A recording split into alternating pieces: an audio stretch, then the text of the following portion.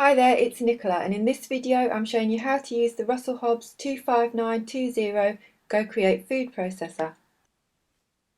So to start with, we've got the motor unit and it's got the controls on the front. This left hand button here runs the motor continuously, and you'll use it for things like shredding cheese and slicing vegetables. And this one's the pulse button, and this is best for just short bursts for when you're using the chopping blade. In order to stop it running continuously, just press the pulse button.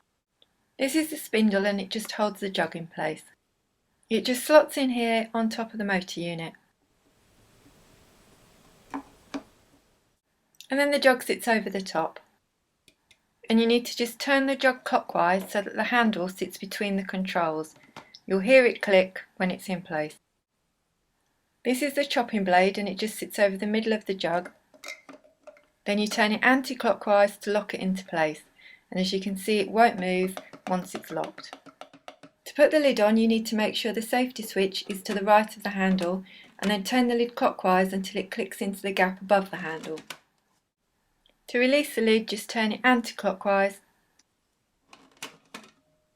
and to remove the chopping blade, just turn it clockwise and it should lift straight out of the jug. This is the disc, and you've got this section here that's used for grating. And then if you flip it over, you've got the slicing blade. You just lower it onto the spindle, and if you want to grate, make sure the raised grating blades are on the top, and then just pop the lid on. And if you want to slice, let's say carrots, courgettes, anything like that, just turn the disc over, and you need to make sure the slicing blade is on the top.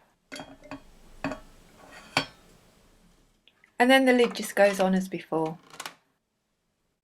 You've got the tube here, which is where you put your ingredients, and then you just use the pusher to gently push them down. On the bottom you've got these suction feet, and they really do hold it steady because I've had to wrestle it off the counter a couple of times now. If you want to see this food processor in action, then check out my other videos. I've put them all in a playlist, so they should run straight after this one. Thank you for watching. I'll see you next time.